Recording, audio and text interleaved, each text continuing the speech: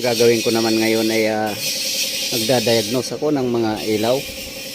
So may mga ilaw kasi na nawalan dito ng power supply. So mula nung na repair itong chassis, so nung ibabalik na ay mayroong mga hindi gumagana ng mga lightings dito.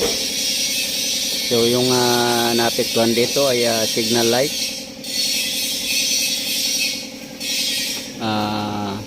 reverse light at stop light.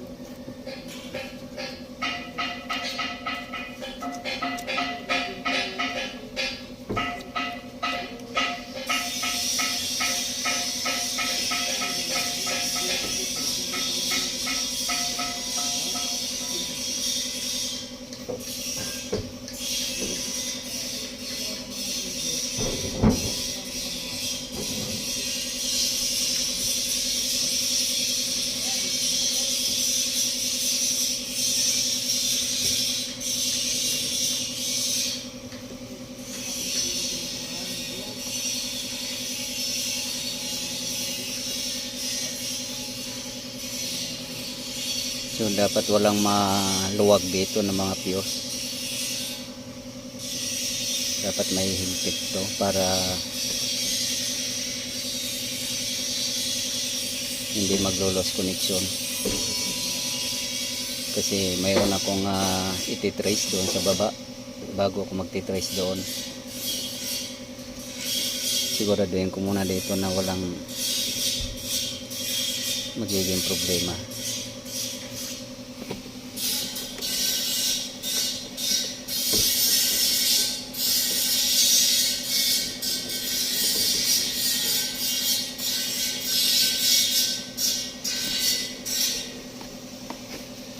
So ito yung mga relay para sa mga lahat ng nagsusupply ng mga ano rito, mga lighting.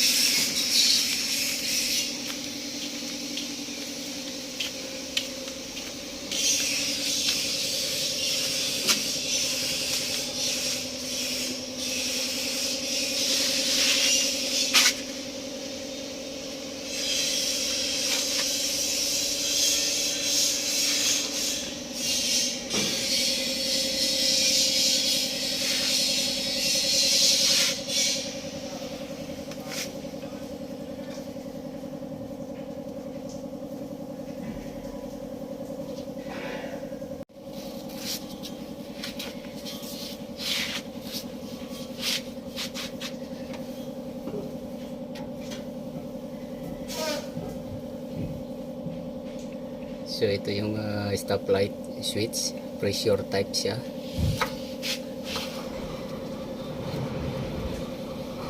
So ito yung kailangan ko matrace yung power supply dito na negative power. Kasi ito yung nagpapatrigger sa relay para gumana yung ilaw sa puwitan na stoplight. So itong dalawa na to nakakonek siya sa pipe. Pag inapakan yung preno,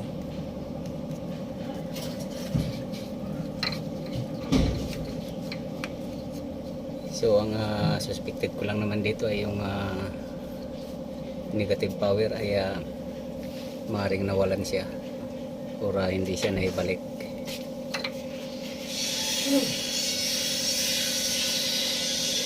kasi totally tanggal itong mga transmission na yan. Itong chassis kasi ay na-repair siya, kaya kailangan tanggalin yung mga wirings ng mga lahat, accessories, mga lightings. Fully disconnected po yung mga power supply nito.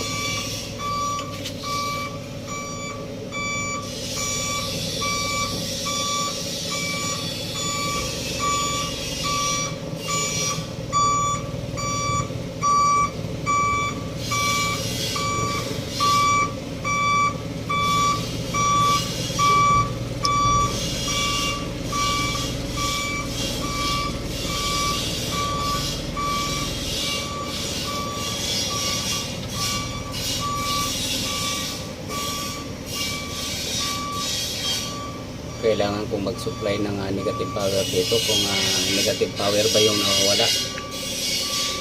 So kapag negative power siya, so ibig sabihin makikita natin yung ilaw sa likod, lilitaw siya, mabubuhay.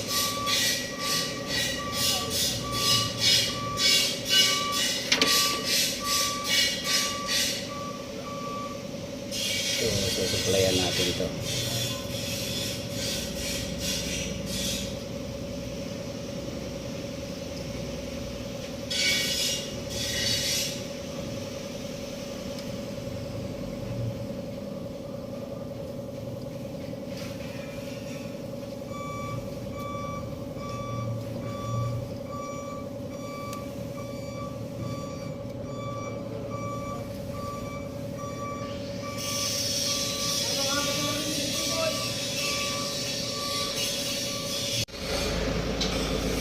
So ito po, nilagyan ko ng temporarily ng negative power itong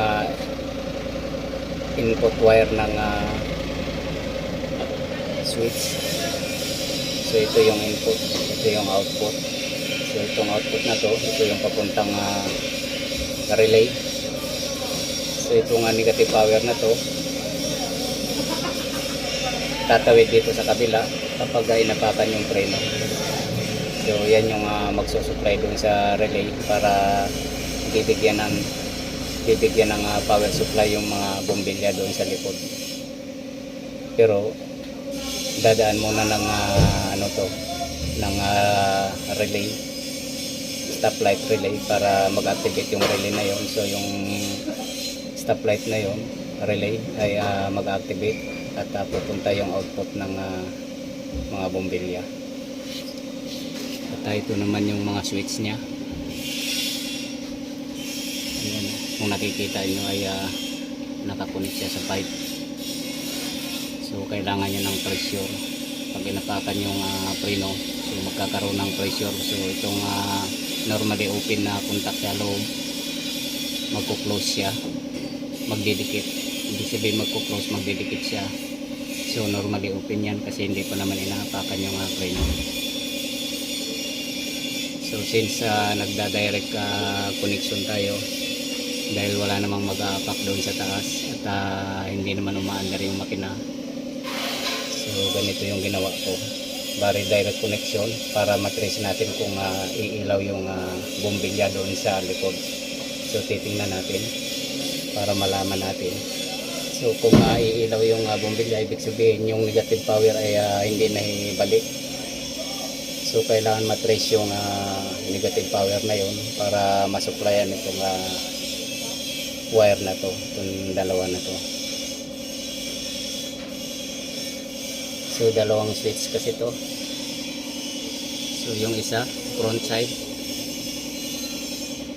front pipe, itong isa rear pipe. So dapat parehas sa gagana yan para mag-activate yung ilaw. i-trace natin. Tingnan natin sa labas.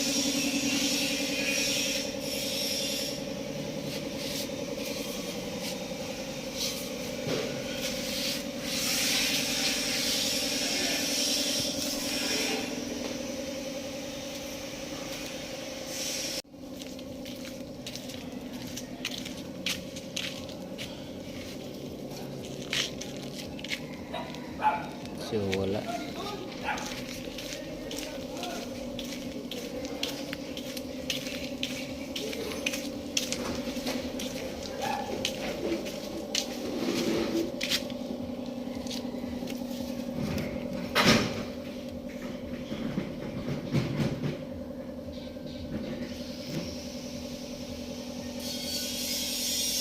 Hindi siya gumana.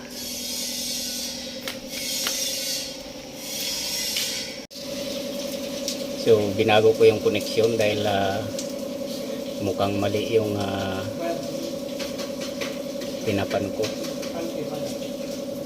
So yung instead na input power supply, so yung nilagyan ko ay output.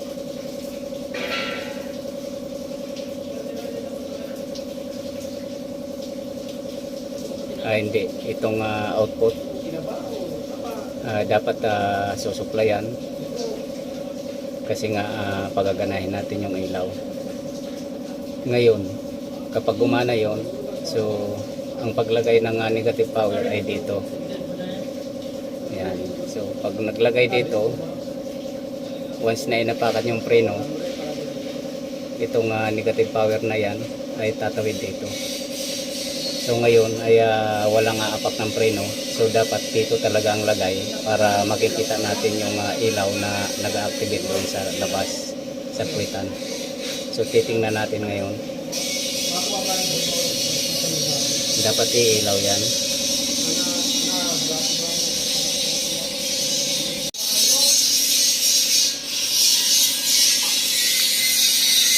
So ayan.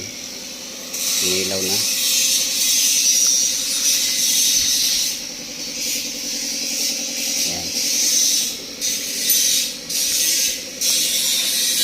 So confirm siya.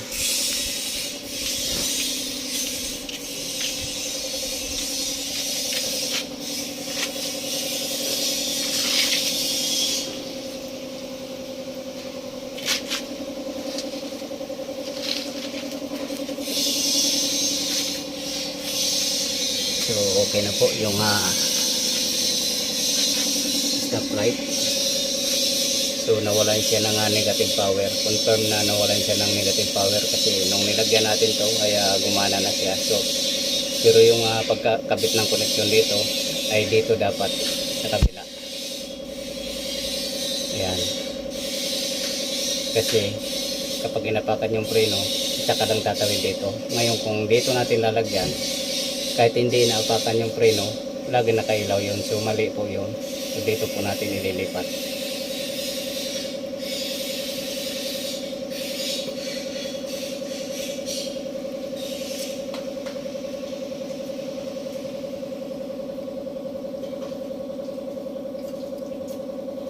So dito po.